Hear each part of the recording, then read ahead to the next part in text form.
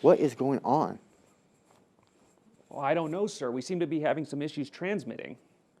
Well, fix it. We're on in 5 minutes. I'm trying. I am the alien, here to give you a dire message. Oh God, are we doomed? What is it, Great One? Are we doomed? Is Trump running for re-election? We're having some issues picking up the Evan Explosion show. Can you remedy this?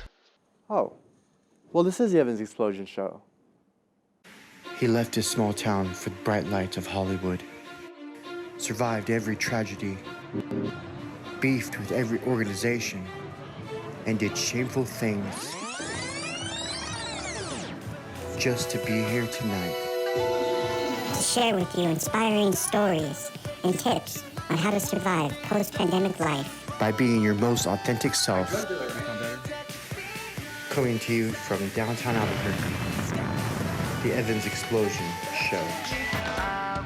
And welcome to the Evans Explosion show. The show that encourages you to be your most authentic self.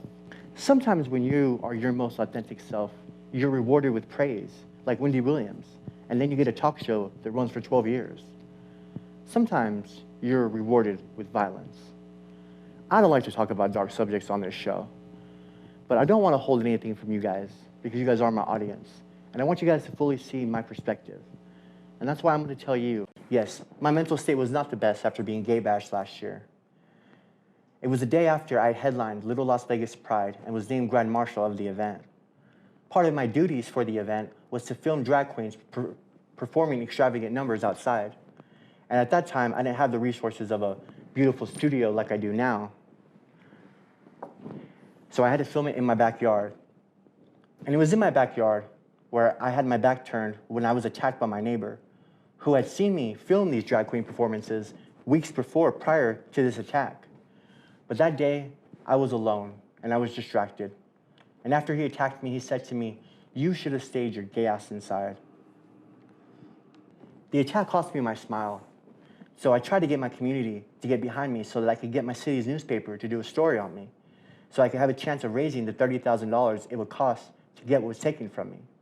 After all, a month after my attack, a restaurant in Santa Fe had a story written on it because it had a hate crime committed on it, and they were able to raise $50,000 in 3 hours.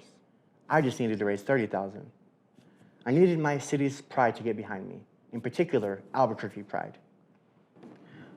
But unfortunately for me, Albuquerque Pride had a beef with Little Las Vegas Pride, and because I was the headliner, Albuquerque Pride didn't want anything to do with me. If you can understand, I went a little insane. I went as far as blackmailing Mr. New Mexico and took some mushrooms and claimed that I sold drugs publicly while on the mushrooms.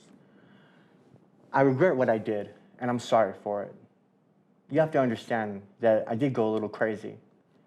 After months of being terrorized by the person who attacked me, who was still living at my apartment complex months after he had attacked me. And the police didn't come help because at that point, the homeless had taken over my apartment complex. They were claiming squatter rights and had taken over 100 apartments out of the 200 apartments on my block. But there's a silver lining to this story.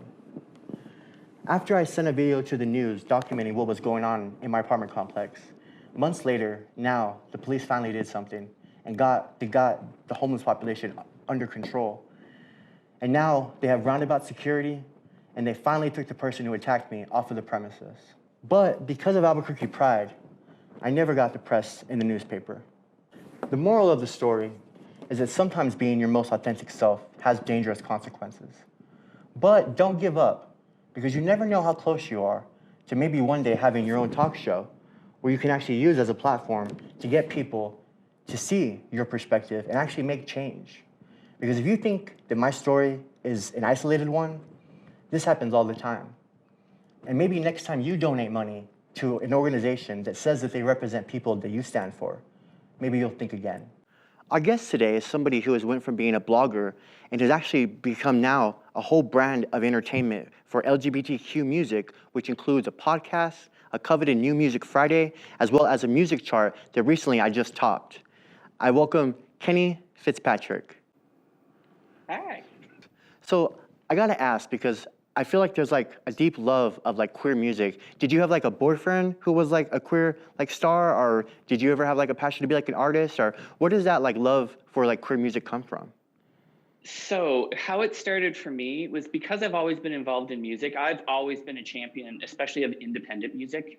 I'm an alt rock kid myself. I love that music. I grew up in theater. I've never been in bands or recording myself. I've always been kind of on the periphery of music. I'm such a fan of a person's ability to create emotion through music, and it's one of those things where it's kind of like you can either enjoy it or, and I'm sure, you know, artists as yourself do enjoy it at the same time, but for me, it wouldn't have been the same. So for me, it was always about being a fan.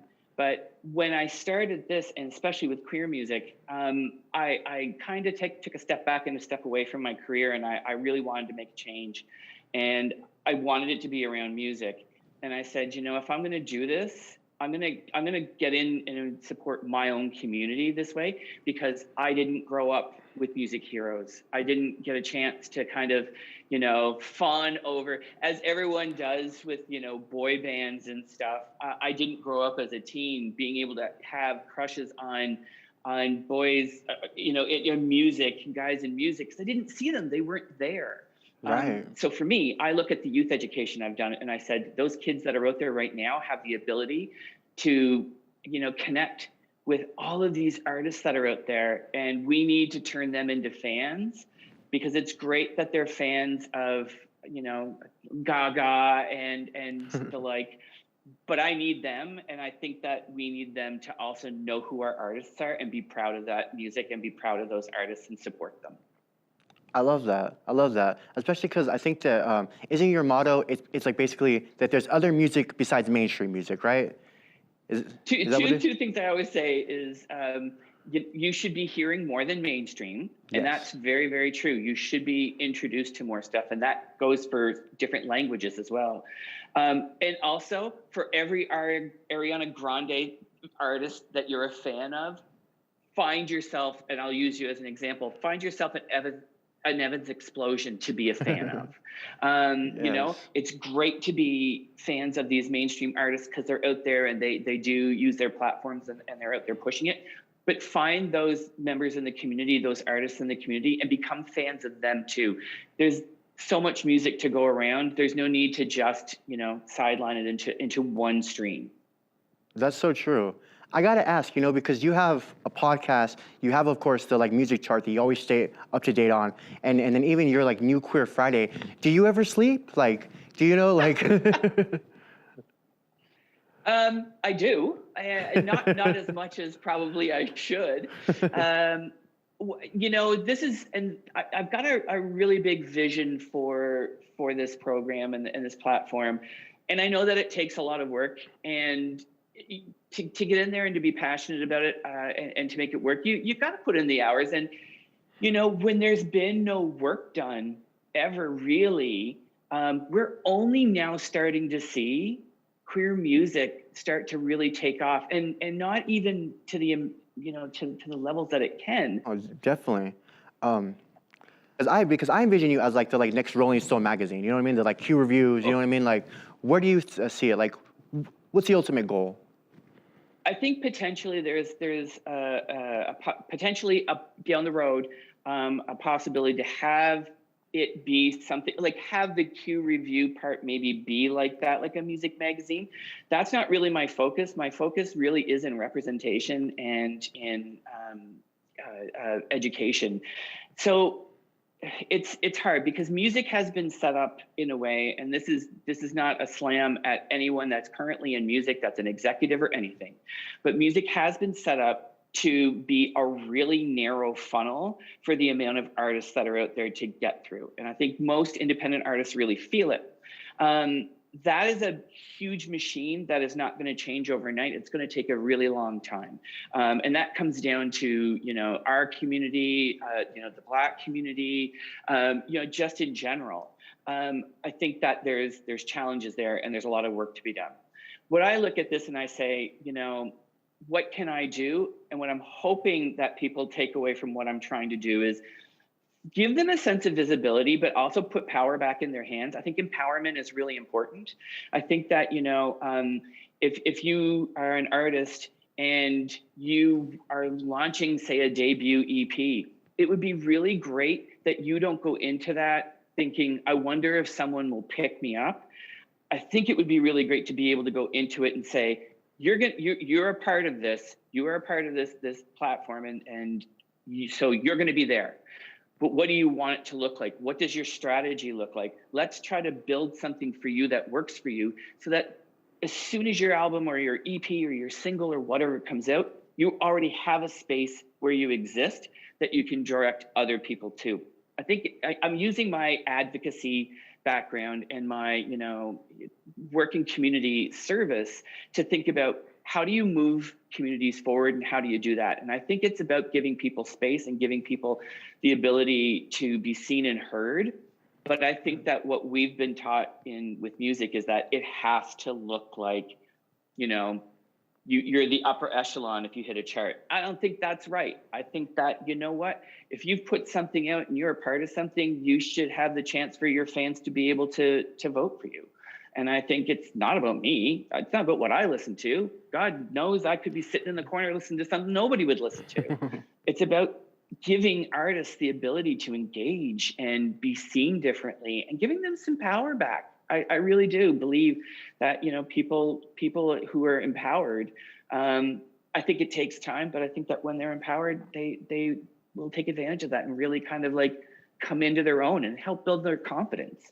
That's amazing. You know, like, I see what you're doing, and like, just like you said, it's like you're like trying to navigate the whole music business, but at the same time, there's like a sense of like advocacy, you know, and I know that is so difficult to try to make those two things kind of, you know, go together. But just speaking from somebody who has, you know, been, you know, trying to make my career, you know, blow up, you know, thank you so much, because that music chart right there is such a boost of like self-esteem, you know what I mean, to even like, you know, to like help me to like, you know, to like keep going, you know what I mean? Like, I really appreciate that, you know what I mean? Like, because just like you said, it's hard to get on any other chart, and like to have that separate, you know, it really is amazing.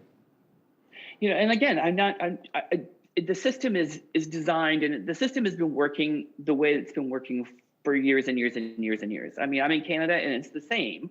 You know, we do have our challenges. But when I sit down and I listen to this and I say, okay, and it's, you know, I've had these conversations with people where they say, well, why does it really need to, what difference does it make if the artist is queer or not? And typically what I say to them is like, well, that's because you've never felt the need. You've seen yourself in represented on screen and in music. If you've never seen yourself represented, you know, I mean, my God, for a young kid to be able to see two boys in love or two girls in love or a trans person in love in a music video, the way that it's normally presented to us in a heteronormative kind of way, in a heterosexual way, it can be, not only can it be life-changing, it can be life-saving. And welcome back to the Evans Explosion Show. Before I let you go, I want to leave you with a final thought. I know sometimes talking about dark subjects is very uncomfortable, you know? But you have to understand that without the dark, there is no light. And you know, sometimes you may feel like you are just going into a dark, dark tunnel, but I assure you that if you're in the darkness for that long, it's only because you're getting this close to seeing some light. So don't give up yet.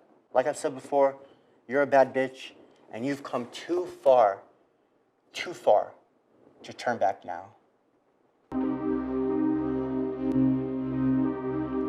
Evans Explosion. Throwing some sauce on that beat. Pharmacy, you're gonna need no pharmacy. Every heart I'm supposed to mend, I break, and the way that they break, stage your life sinking in. You need the whole pharmacy. They always tell the boys we be boys. Boys always break all their toys. Stop that G.I. Joe always was compared to a perfect kid. Oh, Bobby never fucked with me, not till we turned about 17. But back then her heart was so warm. Right up to that fall in late November, thought we was on the same team till we had a threesome with me. money, and suddenly I became a thief. Only made love when my nose was running. Then I was in the back too, ready to do whatever we had to.